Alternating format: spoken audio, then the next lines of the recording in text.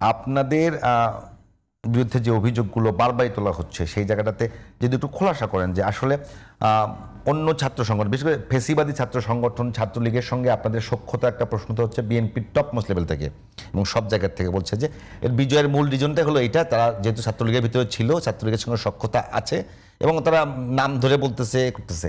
সেটা কি আপনাদের স্ট্র্যাটেজি ছিল নাকি আপনাদের আদর্শিক জায়গাতে কোনো বিচ্যুতি? বিএনপির নেতৃবৃন্দ মানে অনেক ক্ষেত্রে আপনারা দেখবেন যে কয়েকদিন আগে একটা এআই ছবি নিয়ে রুহুল কবির রিজভী উনি বলেছেন যে সাদিক কায়েমের সাথে খুনি মিটিং করেছে।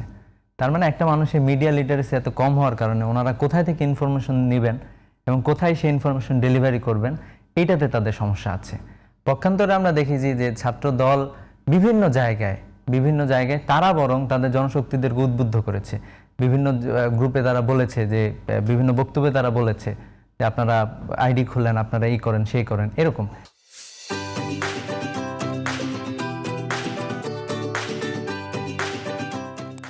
তো ইসলামী ছাত্র শিবিরের তো কখনো এরকম কার্যক্রম আগে থেকে আপনারা কেউ দেখাইতে পারবেন না, এরকম কার্যক্রম ইসলামী ছাত্র শিবির আপনারা দেখাইতে পারবেন না।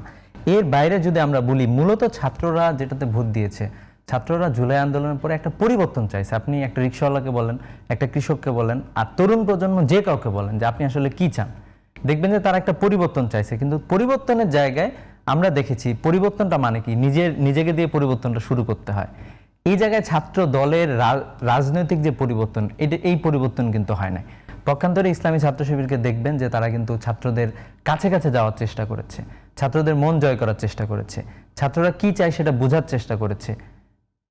এটা হলো ইসলামী। এবং ইসলামী ছাত্র শিবির অনেক ক্ষেত্রে নিজের এজেন্ডাকে বাদ দিয়ে ছাত্রদের এজেন্ডাকে প্রায়োরিটি দিয়েছে। কারণ আমরা এটা বুঝতে পেরেছি যে ছাত্রদের যদি একটা ভালো কিছু হয়ে যায় কোনো একটা দাবিতে, কোনো একটা ইস্যুতে, তাহলে তো ইসলামী ছাত্র শিবিরের হয়ে গেল। ইসলামী ছাত্র শিবিরের চতুর্থ দফা যেটা আছে, এটা হচ্ছে যে ছাত্র সমস্যার সমাধান করা। তো এটা যদি অটোই হয়ে যায়, অনেক কাজ যদি এমনিতেই হয়ে যায়, তাহলে তো এটা ইসলামী ছাত্র শিবিরের আলটিমেটলি ইসলামী ছাত্র শিবিরের যে কর্মসূচি, এই কর্মসূচি বাস্তবায়ন হয়ে গেল। আমরা মূলত ওইটাতে ফোকাস ছিলাম। কিন্তু দেখেন এখন তরুণদের অন্যতম একটা বড় জায়গা হচ্ছে, যেমন রিসেন্ট টাইমে আপনারা দেখবেন যে অনেকগুলো সংস্কারের কথা বলা হয়েছে, যেই সংস্কারগুলোতে বিএনপি ভ্যাটো দিয়েছে, নোট অফ ডিসেন্ট দিয়েছে।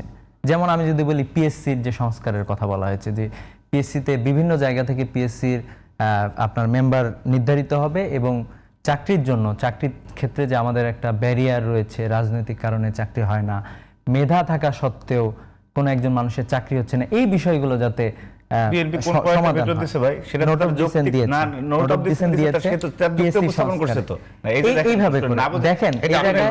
আরেকটা হলো যে পরিবর্তনের জায়গাটা আসলে সাধারণ জনগণ লক্ষ্য করে না। যেমন আমি যদি বলি আপনাকে, যেমন তেজগাঁও কলেজে একজন শিক্ষার্থী হত্যা হয়েছে, একজন শিক্ষার্থী শহীদ হয়েছেন, ইন্টারমিডিয়েটে পুরো একজন শিক্ষার্থী ছাত্র দলের আক্রমণে সে নিহত হয়েছে।